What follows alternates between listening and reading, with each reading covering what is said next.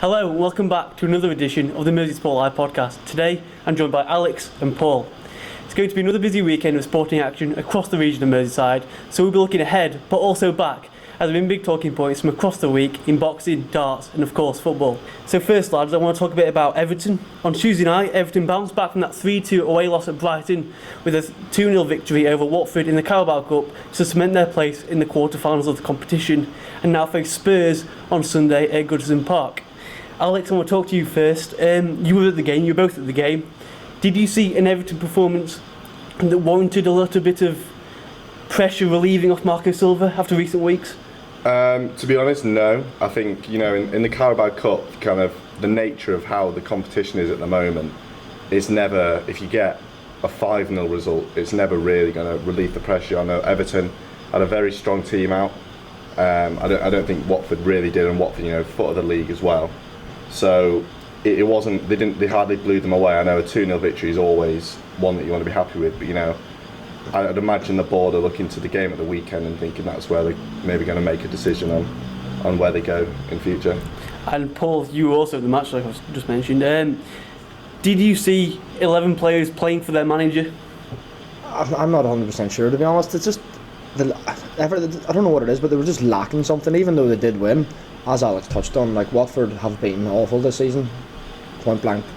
That's all you can say. And Everton, the 2-0 actually kind of flattered them a little bit because they got a goal right at the end, and Watford had a few breakaway chances and stuff. But I didn't think that Everton side didn't. To me, I was in neutral. I was in the Everton end, but obviously I'm a neutral. I don't support either team. And to me, looking from the outside in, it didn't look like they wanted to play for the manager. No. And to both of you actually, will a good run in this competition, because obviously the Premier League, they're not going to do anything now, they're not going to get top 6, so they're not going to get Europa League, they're probably not going to go down either. So a competitions like the FA Cup and the Carabao Cup, do Everton need a good run in this competition to make the season a success, really? I personally would say yes. I think should they get to now the semi-finals, that's when they've really got to be looking at this competition and thinking it's a realistic chance of silverware.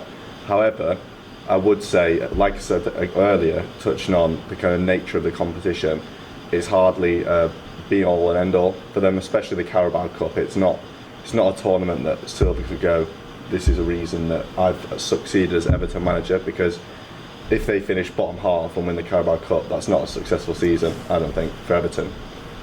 Yeah, I have to agree with Alex. I think they need to win. You'd have to say that even if they did win the Carabao Cup, just for argument's sake, you wouldn't argue that Marco Silva's job's definitely safe. As you said, if they finish near the bottom, that's not where everyone want to be. They want to be competing top 6, Champions League. Yeah, but the money that they've invested, you know what I mean? They haven't won a trophy in, I can't remember how long it is now. Will the fans just be happy with the trophy, no matter where they come in the table, as long as they don't go down? 100%. I think at the end of the day, silverware's silverware. It's a major English trophy in this country, and it's got a great history as a tournament. But I just think with the money that they've invested, that's not to win the Carabao Cup. It's to progress in the league, yep, break into the top 6, and basically be where Leicester are now, be around that bracket, and it's not working. So that's not them progressing in the tournament just by kind of playing teams who aren't as good as them and getting far into it and potentially winning it isn't good enough to justify the money that they've spent. How far are they off Leicester? Because we saw Leicester win 9-0 and break every record in the book the other night. How far is this Everton team off that Leicester side that are breaking into that top 6/top 4? It is difficult. I think money-wise and sort of structure-wise within the squad, I wouldn't say they're that far off. 'Cause at the end of the day, they've got top-class players that they're Sigurdsson would get into the Leicester team, say. Moise Keane, if his potential is as good as everyone says he is, he could be one of the best players in the league, potentially. But I just think it's more of a culture thing. Leicester's kind of set up from the foundations upwards just seems to be so much sort of better and sustainable than Everton's is, and it's not a kind of a coincidence at this stage that Everton are continually pumping money in now for the last however many seasons, and it's not reaped the same rewards, or nearly reaped the same rewards as teams like Leicester. Well, they did get the win on Tuesday night, and there was another bit of good news for Everton as well, with Mason Holgate scoring. He had a great game, didn't he, Paul? Yeah, I would say I was laughing because in the first half, everyone was just passing the ball out at the back. Why not? He had the most touches of the ball, but he looked assertive. In defence, he's playing centre half with Mina before he went off injured. I thought he looked quite confident on the ball, and then obviously he got that header to make it 1-0. I thought he played well. I think he's a good player. And he came into the side last Saturday with that 3-2 away loss at Brighton, partnering up with Michael Keane. This week he partnered up with Mina. Did you see a noticeable difference with Mina rather than with him playing with Michael Keane? Well, I mean, to be fair, in this specific game, because he played with both of them, because Yerry Mina went off injured, and in both partnerships he was comfortable, and like Andre Gray of Watford and Roberto Pereira never really looked like scoring at all. Like they constantly kind of had the front foot on both of them and any attacker. So I wouldn't say it's more who he's partnered with. It's just him personally. You know, he's clearly up for making a challenge for a consistent starting spot in the first team. It showed. It was a good performance from him. And now he's coming to the side and he's staked his claim and he's playing with both other centre backs for Everton. Do we think that we'll see him more as a regular in this Everton first team? Definitely so. I think, you know, I mean, at the end of the day, in the league, Everton aren't playing well and they need to make changes. And I think starting from the back, centre backs, that's the best place to go. And he's a lad that the fans love him. He loves the club, and I think that if he can put in those performances regularly now in the league, there's no reason that he can't be starting every week and being sort of the first name on the team sheet. And Paul, Mina has probably been one of Everton's standout players this season. Do you think that he can use Mina's experience and his tutelage to really improve and really push on this season? Yeah, I would say so. I mean, for while Mina was on before he went off with an injury precaution, I think Mina was played excellent as well, and him and Holgate together did look quite strong. Well, as Alex touched on, Watford never really looked like they were going to score. So yeah, I definitely think that a young player like Holgate can use some of the experience from players like Yerry Mina just to progress himself and get better as a player. And Alex, you said earlier that he was playing well against Pereira and Andre Gray. I've actually got some stats here. He touched the ball 90 times, successful passes 72, 9 successful long balls, a pass accuracy of 94%, aerial duels won was 3, 2 clearances, 1 successful tackle, 1 interception, and his goal, obviously. Do these stats show how well he actually played in the game and how calm he was, considering that he's only played in this Everton side, I think 4 times this season? Oh, definitely. I think the defensive structure of Everton on Tuesday night was by far the shining light of the team. You know, they were organised, they were kind of well structured, they never really looked in any danger. I think that's probably because of the solid force that he was in the back, and I think, like you said, those stats, they just kind of prove sort of he was up for it, and you know, he paid off. He had a good game. And moving on to this Sunday, they are playing Spurs at Goodison Park. Do you think Spurs, obviously coming back into this game with a 2-1 loss at Anfield, they went ahead really early, but then obviously they sat back and Liverpool punished them. Spurs haven't been the same team that they are last season and the season before that this season. So do you think that a win against Spurs on Sunday could really push Everton on now? Yeah, although you're saying that Spurs haven't been as good this season, you still know that they've got world-class players in their team and that they could just turn up at any minute. Like last week against Liverpool, okay, they did get beat, but you know, let's be honest, everyone's going to get beat by Liverpool, really. They held out for the majority of the game, but I mean, they did get beaten. But yes, back to the Everton Spurs game. I do. If Everton beat Spurs, I do. I think that would be a great momentum, great momentum for Everton, because you know, Spurs, although they aren't the team they were last season, they're still a difficult team to beat. They've still got world-class players, you know, Harry Kane, Christian Eriksen, the likes. So I think if Everton did get a result, preferably 3 points for them, yeah, I think that would be a great result for them. And do you worry about Everton's strikers? Because obviously Toby Alderweireld had a great game last Sunday. Yeah. Do you worry that Calvert-Lewin maybe isn't going to get the chances that he's got in recent games? I think if Everton are going to win, he'll need to be on fire, and obviously the likes of a Wobie, Keane if he plays, players like that, because I don't think Calvert-Lewin by himself is really good enough. He needs like the support from his wide men, like whereas Harry Kane on the other hand, okay, obviously he needs the support from his wide men and stuff as well, but you know that he can by himself always change a game, and I don't think Calvert-Lewin can do that. So if Everton are to win, I think that they definitely need the front 3 or 4, whoever's playing up front. They need to all kind of work as a unit. And Alex, I'm going to talk a bit last thing on Everton now. I want to go back to last Saturday when they lost 3-2 away at Brighton. VAR came into question once again on the Michael Keane challenge on Aaron Connolly in the box. Personally, do you feel that was a penalty? No, if I'm honest, no, I don't think it was. It's a very kind of blurred line with penalties at the moment. You never really know. I don't think anyone really knows how much kind of contact is needed for these things. So, I mean, I think they were hard done to, but I'd imagine a lot of teams are going to be feeling hard done to this season. So I think that's what they've kind of got to take from it, really. And Paul, after the match, Marco Silva was really disappointed with the penalty decision that was given against Everton with Richarlison in the box when he was being held by Lewis Dunk, I believe. Mm-hmm. Did you feel that was a penalty? I think you've seen them give him, but no, not for me. It's soft. Do you think players are going down too easily in the box now? Yeah, 100%.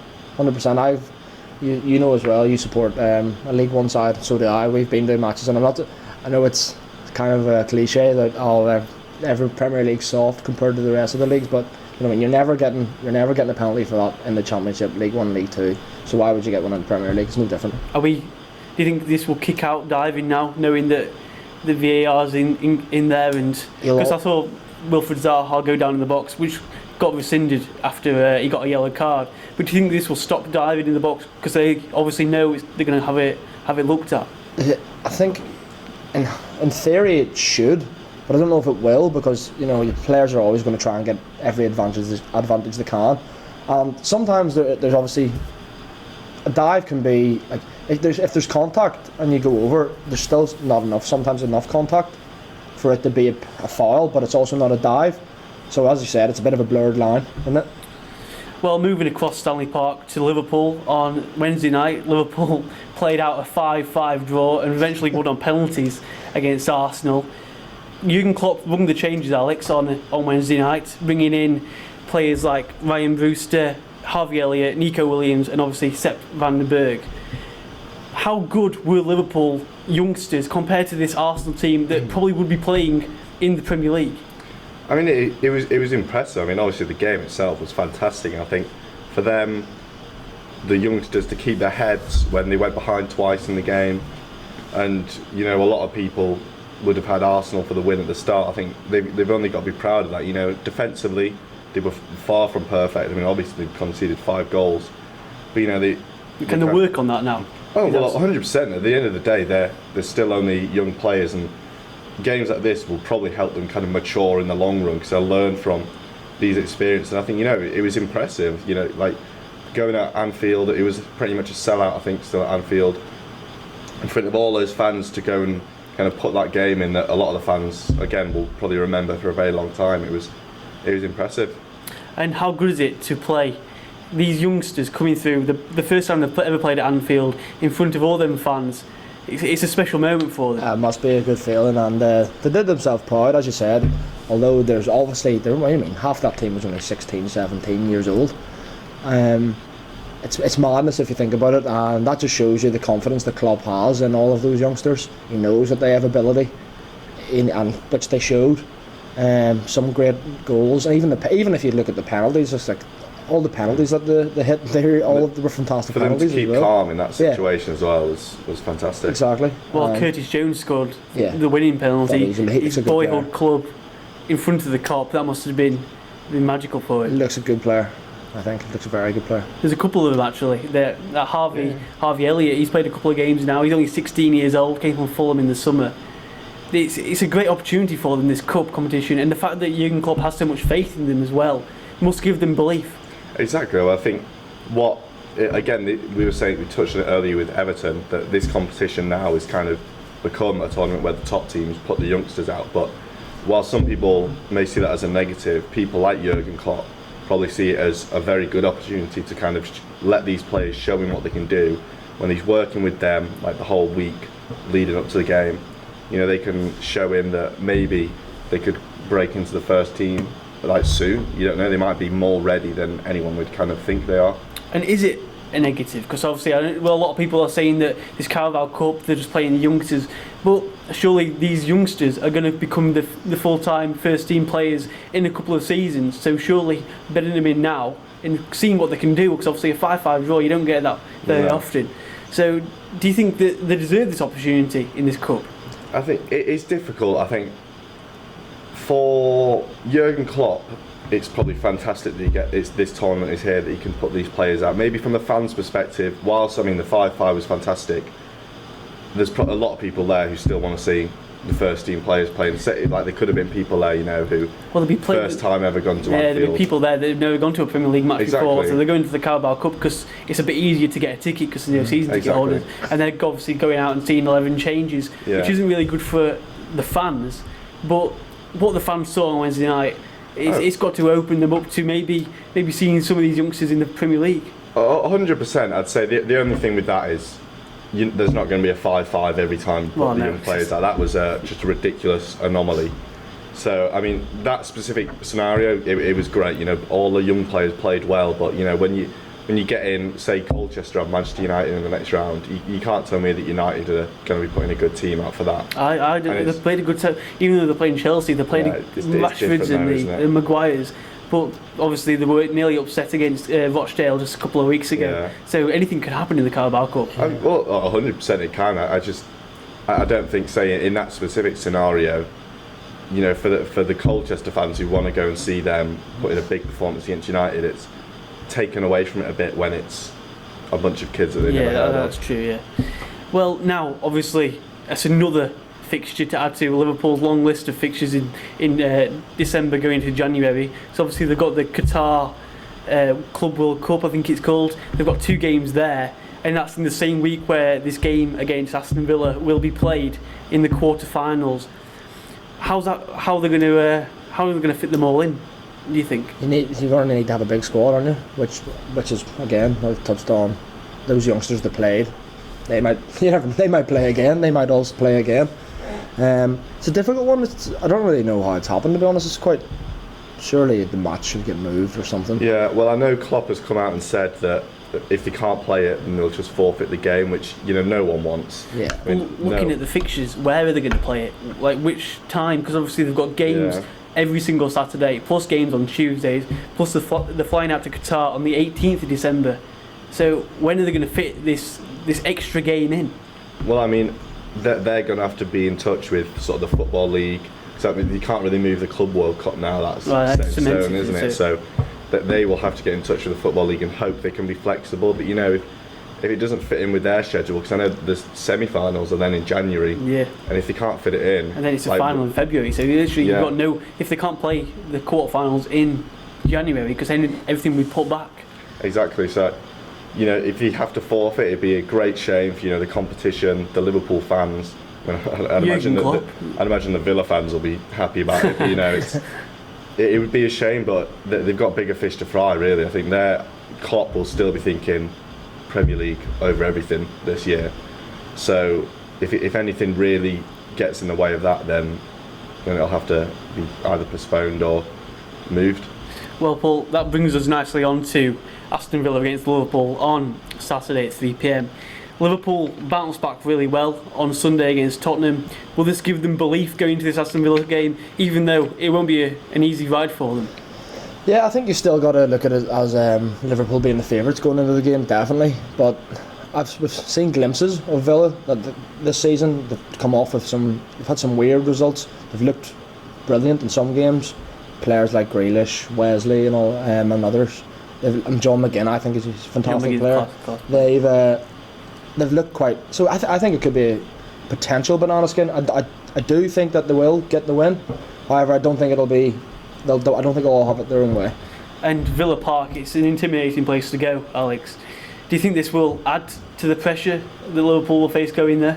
Oh, 100%, yeah. You know, like Paul said, it is a potential banana skin, but you know, it's the games realistically where champions are made. You know, they've got to go. Villa have got a fantastic spine. You know, Mings, Grealish, McGinn, Wesley, as you were saying. So it will be difficult to break down, but you know, they've got world-class players at Liverpool, as everyone knows. So you would hope that even if they have a tricky start. I know Tottenham, when Villa played Tottenham first game of the season, they were tricky to break down, and imagine it'll be the same here. But once kind of Liverpool can get their foot in the door, you would hope they'll easily kind of bring home a win. And that's the thing about Liverpool, is they, in recent weeks, they've started games quite poorly. Yeah. Talking about the Manchester United game and then the Tottenham game on Sunday, they seem to get going in maybe the 30th minute. But could that be a problem if a team come out of the trap quick, away from home, scores 2 goals against them quickly? How will they recover? Yeah, as you said, they've gotten away with it a few times. I'm not saying they didn't deserve it, but they have gotten away with it against Manchester United and Spurs, both having a slow start. So I wouldn't say it's a worry or anything for Klopp, but I would, you know. How do you combat it then? You want to play well for 90 minutes. How do you combat that? How do you start quickly, and how do you maintain? Because obviously it's a long season. How do you maintain focus, knowing that you're so far at the top? I think there's 6 points at the top. Yeah. How do you maintain focus when you start games fast and end games? You just don't want to. You don't want to slip up. You just don't want to. You don't want to get throw away your lead really in the league. So going to places like Villa, say they do go behind.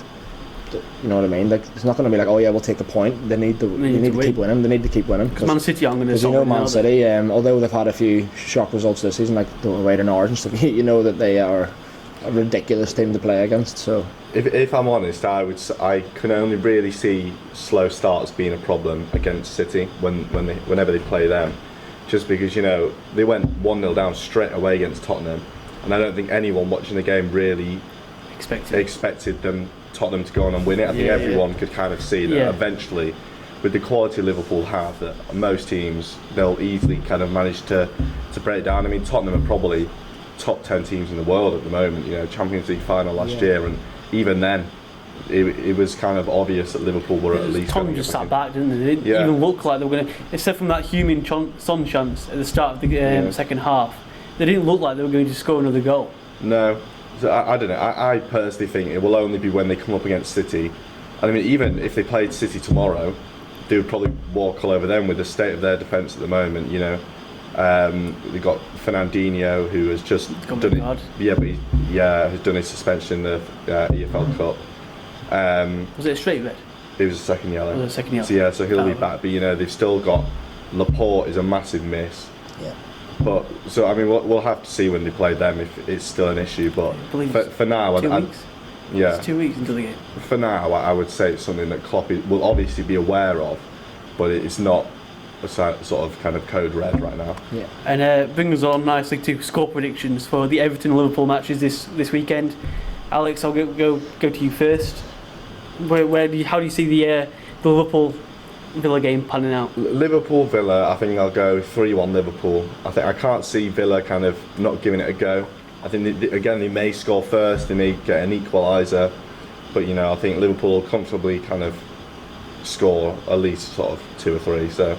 And Everton? And Everton, it's tricky. I think 2-1 Tottenham. I think I'll go. Tottenham. Yeah, I think, you know, Tottenham desperately need to kind of get going in the league again. I think without sort of disrespecting Everton, I think they would kind of be targeting this game, thinking this is where we've really got to sort of dig in. With the results they've had past few weeks, this is really where they've got to get going.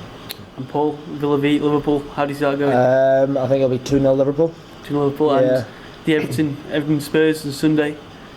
Could see it being a draw, so I'll go with 1 each. I was thinking maybe a draw. I was thinking maybe 1-1. So I think that Spurs might score first. I think maybe 2-2, you know. Yeah. I think Spurs might score a couple of goals, but I think Everton might get back into it, depending on their confidence and how low they are. Yeah. But I do see Liverpool running out 3-1 winners on Saturday. Now I want to go down the leagues, talk a bit about Tranmere. They've got MK Dons on Saturday. Obviously the last game against Doncaster was postponed, but you have to go all the way back to last Tuesday when they lost 5-0 to Sunderland. Paul, it's always tough. They need to bounce back. Obviously, they didn't have the chance against Doncaster on Saturday to bounce back in front of the home crowd. Now they go to MK Dons, who are sat one point below them in the league. How do you see this one going? As you said, MK Dons 1 point below them in the league. Tranmere have got to look at this as a game. Like, look, we need to win this game. Is it a 6-pointer? So early on, we don't normally talk about 6-pointers at this stage of the season, but an away win for Tranmere could really get them going and get them 4 points away from MK Dons. An away win at MK Dons I'd say would be massive for Tranmere. The confidence of the players, bit of pressure off the manager. I could see Tranmere winning because MK Dons have been poor this season, and Tranmere they've been all right. They haven't. I don't think the 5-0 kind of flattered Sunderland a little bit, I think, as well. But because Tranmere have got they've got a few decent players. We've seen that. But yeah, I think that this week that they need to be looking at 3 points. And Alex, yesterday Mickey Mellon's press conference, when asked about whether the Sunderland game told a couple of home truths to his side, he denied that, but they still have 9 players that played in League 2 in this League 1 squad. Do you think that'll be a problem for them? Because obviously it's a big step up. I think it's difficult, isn't it? Because there's two sides to the argument. On one hand, they've kept the same core of the squad that managed to get them promoted, and they're obviously sort of a solid unit. But obviously, like you say, it's a big step. You've got a lot of kind of big hitters in that league, like Sunderland, as they were shown. Yeah. But I think I wouldn't be worried about that at the moment. I'd say maybe in sort of next year, if they should still be in League 1 next year, that's when they kind of start progressing the squad. But if they stay up this year, that's obviously the target. It's not pushing any more than that, I can't imagine. So they want to. I say they want to keep the same, not the same squad. Most of the kind of the core players, and they've just got to build over time. They're not looking to kind of fly up the leagues. And Paul, injuries have been a worry for Tranmere this season. Even so, now Mickey Mellon has to start bringing lists of injured players into his press conferences so that he can remember who's out. Yeah. This is a big problem for them, and do you think it could hinder them in their chances of staying up this season? It's one of those things that even down the leagues in League 1, you still need to have quite a big squad, because injuries happen. And some, you might get lucky. You might have like 2 injuries, 3 injuries. You might have like none ever in a season. I mean, that's not really going to happen, but you might, you not get lucky. And then on the other hand, you might have no injuries for a month or 2, and then they all come at you at once. So that's what you do. You need to have a big squad. And touching back on the League 2 squad, this is when you kind of need to have more League 1 players, because if they're left with exactly the same team in League 2, I'm not saying that they're not good enough to compete in League 1. It's just that you need more quality players in League 1, even though it's only people like it's League 2, League 1. It's not a great standard of football. There is still a big difference. And you need to have a squad that you can rotate, and a big squad, so if you do get injuries, then it's not too much of a problem, which I think it might be at the minute. You could argue sort of at that level, the bigger squad injury-wise is more important than it is higher up the leagues, because you've got less resources. Yeah. The medical care probably isn't as good as it is in sort of the Premier League Championship. So players would be out for longer. They maybe won't be recovered sort of as well as they should have done by the time they're thrown back in the team again. So you could argue it's probably more important in that regard. And at this stage of the season, having just under a 2-week break, it's getting colder now. Do you think that will help Tranmere come Saturday, knowing that they've had that just under 2 weeks break from the Sunderland match? I mean, you hope so. I think so. They do need to start winning games. They do need to start winning games, and why not start at MK Dons? And that will bring us nicely onto Southport. We'll move down the leagues. Southport are in some great form at the moment. They're in the playoffs. Do you think playoffs is going to happen this season for Southport? Why not? I think you're at that level. You get good spells of form. You can easily break in there. Anyone can really beat anyone at that level. And I think we went to the Southport game against Hereford. It was a fantastic game. And they showed a lot of heart in that game. They easily could have, when Hereford scored late on to make it 3-2, they easily could have kind of folded over and conceded again. And I mean, it was a penalty save that they had. and they maybe rode their luck a little bit. There was a disallowed goal for Hereford, which was a bit of a dubious decision by the linesman in the end. But you know what? Why not at that level? I think, and obviously not everyone can get in there, but I'd imagine most teams would maybe fancy their chances who are around there to get in. And why not? They've got a good setup at Southport, a fantastic manager, so they could easily challenge. And who stood out for you in that game? I know Devon Green and Marcus Ward. They had quite a game on last Tuesday night. Devon Green, when he came off the bench, he changed the game in a way. You know, he was barely on the pitch 5 minutes before he got his goal, which was fantastic. You know, the burst of pace, which again at that level, when you've got tiring legs in a defender, it's deadly when you bring on someone with speed. So I thought you know they had some great players. The goalkeeper looked very solid at the back. And, you know, it was impressive. I thought they were very good. Is that down to the manager though, saying to Devon Green, I'm not going to put you on from the start, but how influential he can be when he comes off the bench and puts pressure on that opposition defence? Definitely, I think especially with young players, you know, they want the confidence from the manager, and they want sort of belief in themselves that they can come on and change the game. I think situations like that where he did come on and won the match for them, like he's going to get loads of confidence from that, and that's really down to the manager in deciding that he wasn't going to start him, with thinking that he could have that impact later on if they needed it. And they were lucky, Paul, because I know a lot of games got postponed over the weekend in Merseyside. Obviously that was in Bradford, so that went ahead. If that game did get postponed, they might have lost a bit of momentum. But seeing as it went forward, do you feel that get week after week consistent performances that could really help them get into that top 7, I believe it is? Almost definitely, yeah. As you've touched on, they've been playing well. They've been getting good results. So yeah, you don't want to when you're winning. You don't want to stop, really, do you? When you're winning, you want to play every week. You want to keep winning. So that's what Southport will be aiming to do. They're playing well, and you never know. Keep on winning, and then playoffs definitely very much achievable. And going away from football now, I want to talk a bit about boxing. Yeah. Last Saturday night, Liverpool's David Price unfortunately lost to Derek Chisora at the O2 with a TKO 4th round knockout. Yeah. Paul, I know you watched the fight. What did you see from David Price last Saturday? As a David Price fan, I found it frustrating. He was reluctant to pull the trigger. The David Price we saw against Dave Allen, beautiful jab.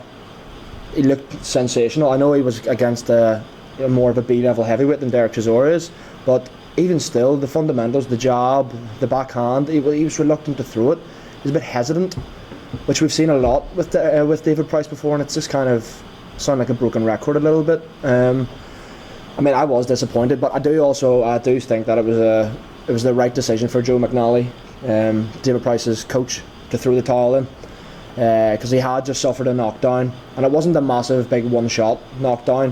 It was a couple of right hands and left hooks that put him down, and even when he got up, he was still a wee bit dizzy in the corner, you could tell.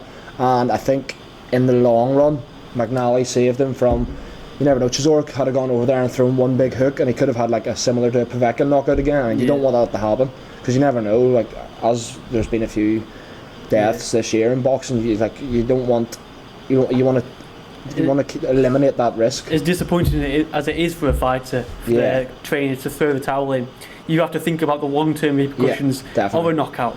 Yeah.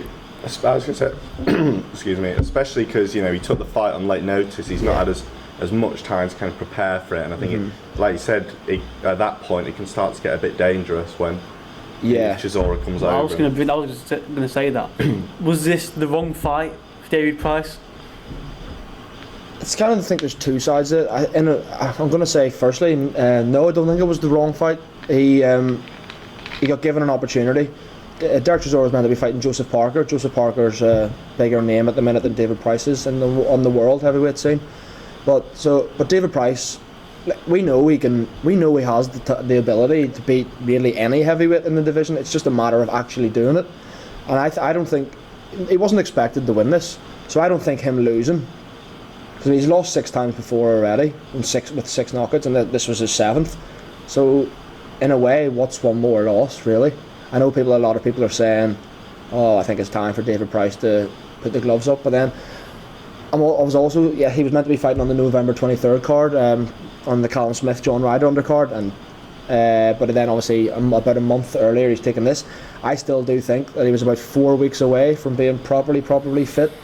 He was fit, but he wasn't fit enough to go. He wasn't fit enough to fight against Chisora on the night. I think he was still a good few weeks away. I think it's not enough time as well to kind of get really into studying Chisora himself. Yeah. And finding a kind of a game plan to kind of unravel him, really. Yeah, I have to say Chisora would be he's a nightmare for anybody. Yeah. He's one of those heavyweights that you don't really want to fight him.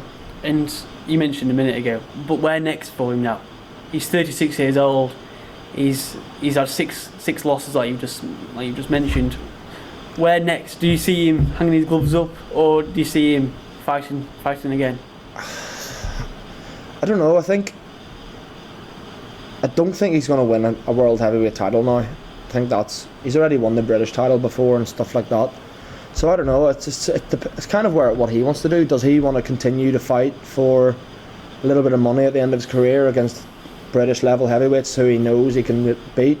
Does he want to say, well, look, that's it. I've enjoyed it while it's lasted. It's time to hang up the gloves, as you said. Me personally, I wouldn't mind seeing him hang the gloves up. I'm not saying I want to see him, but I'm saying if he did take that decision, then fair play to him. And if he also decided to fight again, he's still an exciting fighter. It seems difficult in boxing, kind of as we've seen that. I know it's just been cancelled, but with Nigel Benn, it's kind of difficult to give up on the sport. And I think for someone like David Price, where even though he like you said, he's lost 7 fights now, everyone I know around here still loves him. Yeah. He's got a great sort of fan appreciation. He's still a good boxer. I'd imagine it's difficult for him to say, right, like that's enough for me now. I know, like say Tony Bellew, he knew like the Usyk fight after that he was done. Yeah. But it doesn't seem the same with David Price. Bellew's just an example. Yeah. But you'd imagine it's difficult for him now. He probably wants to go out on a high, I would imagine. I was just about to mention Bellew actually. I listened to Eddie Hearn talking on a podcast, and he said that whatever happened in that Bellew-Usyk fight, Bellew was going to come out a hero. Because if he beat him, he beat one of the best cruiserweights in the division at the moment. And then if he lost, he went up and he fought well against Usyk. He gave him a good fight. Do you think that if Price retires now, has he gone out as a hero, or do you think he needs to carry on? Oh, I think, look, if he does say goodbye to the sport now, and that was his last fight, I don't have a problem with that. I think he's still having Chisora's a big name in oh the yeah, sport, and Chisora's kind of rejuvenated himself over the last year or so. Knocked out Artur Szpilka, knocked out Carlos Takam, who Usyk was meant to step up to going to be his heavyweight, and Carlos Takam went 10 or 11 rounds with Anthony Joshua. You know what I mean? Yeah. So this is the type of people that Derek Chisora's been beaten. So I lost to Derek Chisora for David Price. I don't think it's career ending, but if it was to end his career as such, I don't see a problem. I don't really think he would mind either. So do you think, should David Price quit boxing now, would you say he's left a legacy on the sport in the sense that people will remember him with fondness for his boxing, not anything else, not the fact that everyone likes him? Yeah. Or would you think he's probably just going to be remembered as another boxer who was maybe good, but not good enough? I think, no, especially in the Merseyside area, everybody, as you said, everybody loves him. I think he might. A lot of people would agree with me when I say that he has probably underachieved in his career, but he's had bad luck. His first 3 losses, 2 against Tony Thompson, and then he lost again to I can't remember his name now, but they all after the fight got done for performance enhancing drugs. Like, that's just bad luck as well. Yeah. So that must. There's nothing he can do about that. But no, I think he's had a good career, whatever he decides to do, and yeah. Me as a boxing fan, if in years to come I was like, oh yeah, David Price, oh yeah, no, he was a good heavyweight, he was a decent heavyweight. What about him personally then? Do you think that he would look back on his career with regrets that he maybe didn't step up to that top level, or do you think he in time will kind of be aware of the fact that he maybe kind of got to where he should have been? I think he will. He knows himself. He probably did underachieve in his career, But I don't think he'll be looking back at his career going like, nah, I wish I'd. Yeah. I don't think really have very many regrets. I think he's made a good bit of money. Like that Povetkin fight when he stepped in and fought on short notice, he would have got good money for that. So he's made he's taken his losses, but he's got paid. And it's also there's different mindsets from a lot of fighters. Derek Chisora, he mentioned how he just wants to get paid now. Yeah. But then there's other boxers who I know it's just cliche. It's just like, I don't fight for the money. It's for, it's I want to win and all this here. Anthony Joshua's like that, yeah. So I suppose it's down to what Price thinks is right in his own head. Interesting. Now I want to talk about the UFC. Darren Till is in action tomorrow night. He's new to the middleweight division. How do you think he'll do? I know you're a big UFC fan. I don't know. I think they were moving up from 170 welterweight up to the 185 pound division will definitely help him. He was massive at 170, missed weight a good few times. So I think that that's over a stone. That's a stone and a pound. I think that'll definitely help him moving up to middleweight. He's facing a fighter in Kelvin Gastelum who is in his last fight was in an absolute war with the now champion Adesanya, which was an absolutely brilliant fight. Gastelum's as tough as they come. I can't see there being a knockout in this fight. Gastelum is the heavy favourite. Sorry, but I don't know. I think if Till is the win, I think it would be on points. It's a tough fight for his middleweight debut, but one that he's more than capable of winning. He's shown us before that he can beat top level fighters. Okay, he got knocked out by Masvidal, but look at Masvidal. You know what I mean? He's fighting. He's headlining this card now. His fight after Till, he won in like 10 seconds. So I think that Darren Till, don't get me wrong, he's an elite level fighter, but I think this weekend will be tough. But it's one that I could see him winning. I'm not going to say that I'm not 100% confident that he will, but that one that he definitely can. Kind of moving on in Till's career, should he get the win tomorrow night, where do you think he goes from there? Because I know his last fight he was expecting to win and he was expecting kind of a big year for himself. Yeah. So should he actually kind of get the win now, where do you think he goes from there? I think if he does get a win, he's a big draw in the UFC. Even things like I don't know if you've heard, he had some visa issues and he only arrived yesterday in New York for his fight. So things like I've heard, obviously you don't know the ins and outs of it, but there was someone quite high up in politics that got him his visa. So you know what I mean, that even that shows that they don't want him to not fight this weekend. And as you say, if he is to win, there's a lot of, I'm not saying he should go for a title shot straight away against Israel Adesanya. I don't think he deserves that. But maybe a number one contender fight against the likes of Robert Whittaker, who just lost to Adesanya. A fight like that would be, Adesanya is going to probably fight Paulo Costa or someone like that next. So yeah, I think if he wins this, maybe one more. And then, because he is a big draw, he would be more likely to get a title shot than, say, others who might deserve it more than him. If he was to get the shot, I wouldn't be against him getting the shot. As I've touched on, he's a bigger draw than most of the people in the division. So yeah, why not? And I hope he does. And do you think, you just mentioned a minute ago that he only got into New York last night? Will that be a big problem for him? Because obviously the time difference here over there is a lot different to the UK. Yeah, it's weird because he's, the whole week all the fighters are there and they've had to do their all of the press, their open workouts and stuff, and he's just done none of that. Yeah, he's just turned up. Does that get a fighter ready for the event coming up? Because obviously you do the press, you do your public workout, you do your face off, and you all go through that stage, and then obviously you go out to fight. But if you're arriving a couple of days before the fight and you miss all that out, does it stop you from zoning in on what's important? It depends what you're like as a fighter. Jorge Masvidal, who's headlining the card, touched on, he says he hates fight week. He hates doing all the interviews. He just, like, on his workout, he got 2 fans to come up and spar each other. He didn't want to do it. He couldn't be bothered doing a workout. So like things like that, I don't really him, for example, he doesn't really enjoy it. But then other fighters, yeah, you're right, it might, the whole being there the whole week, they know their whole schedule, week in, week out, every day by day, even hour by hour, and it helps them with their weight cutting and stuff like that. Yeah, I think that his routine might be a little bit disrupted. And I want to talk a bit now about golf.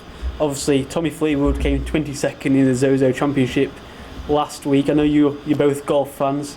How do you think he performed last weekend? You know, again, we touched on it in the last podcast. You know, Tommy Fleetwood, he's kind of fantastically consistent in that regard, that he can sort of be around the same sort of area, which to him would be kind of good and bad, because he's probably good enough to maybe start challenging to move further up the leaderboard. Yeah. But there's maybe just something at the moment missing, maybe just a bit of experience, I don't know, that's just kind of preventing him from really progressing on most leaderboards. He can't be disappointed with a 22nd finish, because there's so many people in the competition. So many good golfers, and if you wanted to say like that competition in the Zozo Championship, like Tiger Woods won it. So like, we're talking about Tiger Woods here. We're not talking about a player that we've never really heard of. We're talking about the most successful, 82 PGA Tour wins now, joint with Sam Snead. Like, that's ridiculous. So if when you've got competition like Tiger Woods, Rory McIlroy, 1-on-1, Brooks Koepka, week in, week out, I don't think you can be that disappointed with finishing 22nd, but obviously he himself will know that he can play better.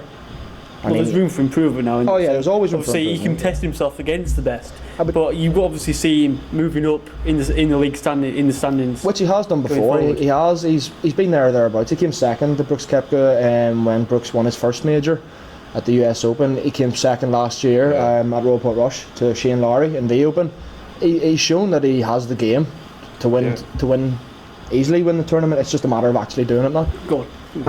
I was just going to touch on the same thing. I was saying, you know, he's proven before, like you said, in the US Open, the Open last year at Royal Port Rush, he's got those unreal rounds in him.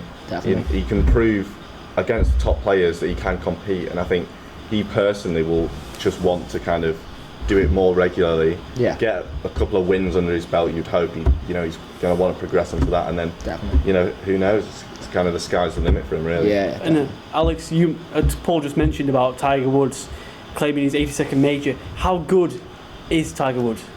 Well, I mean, I think it says a lot when you become, for Tiger, more than anyone in golf's history, you know, you become so famous outside of the sport, and he's not even really a celebrity. It's not like, say, David Beckham in football kind of became a celebrity outside of football. You know, Tiger Woods, everyone in the world pretty much knows who Tiger Woods is. And I mean, golf isn't really a worldwide sport, but everyone could tell you who he is. If you asked anyone on the street, name like the biggest golfer, they would say him. And I think it's just fantastic for him. You know, he's been through so much in his career, and for him to kind of come back, win the Masters last year and now equal that record, it's fantastic. I don't think people maybe realise how big of an achievement it is, specifically for him, just because of what he's been through recently. Do you want to add to it? Yeah, with his 82nd PGA win, as you've both said, it touched on his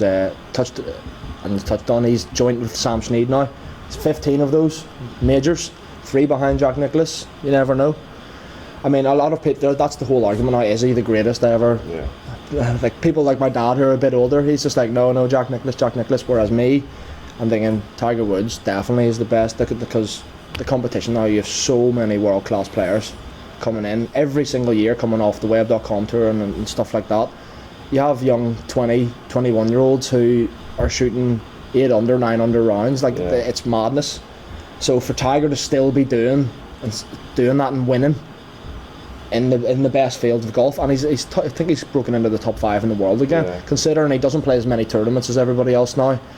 It just goes to show what a fantastic sportsman he is. And I just think, sort of, from a mental perspective for him, it's maybe not, obviously, you know, he's got these wins recently that's taken into that 82 mark, but it's, in a sense, maybe slightly more impressive, you know, what he's been through recently, like the injuries. I know he had a lot of kind of sort of controversies. And for him to kind of bounce back from that and really show that he's still a very, very top level golfer, it's just fantastic. I think it's the same with, you could sort of parallel it a bit with Tyson Fury when he came back from sort of severe mental health issues, and he's shown that sort of he's got the mental strength to come back from these things. It's a similar story. I think it's brilliant. No, definitely, it's good for golf to have Tiger Woods. And it's surely just to have a sportsman like that in the sport, it's surely great for the growth of it. Oh, So definitely. it isn't as big as football and rugby union and that, but I think it's definitely getting there, especially with the last couple of years with the Ryder Cup victory and the different Masters, and over the course of a couple of years, it's really going up in the world of sport. Well, I think, kids playing golf want to be Tiger Woods at the end of the day. Like, he's the one that everyone recognises. He's the face exactly. of the sport, and I think that can't be ignored. He's also sort of been a role model to everyone, as he has been doing all his career pretty much. I think he's fantastic. And touching on the growth again there, as you said, it's a growing sport. That's not as big as your footballs and stuff like that. But even, for example, that Zozo Championship that Tiger did win, that's the first ever PGA Tour event to be held in Japan. So that just shows that the golf's growing at places like that in the world as well, which is just good for the sport. And finally, I want to touch on darts. Chisnell, Smith and Bunting were all involved in the European Championship last weekend. Paul, I know you were both quite big darts fans. Yeah. How do you think the three performed? Well, we had a wee Merseyside derby in it.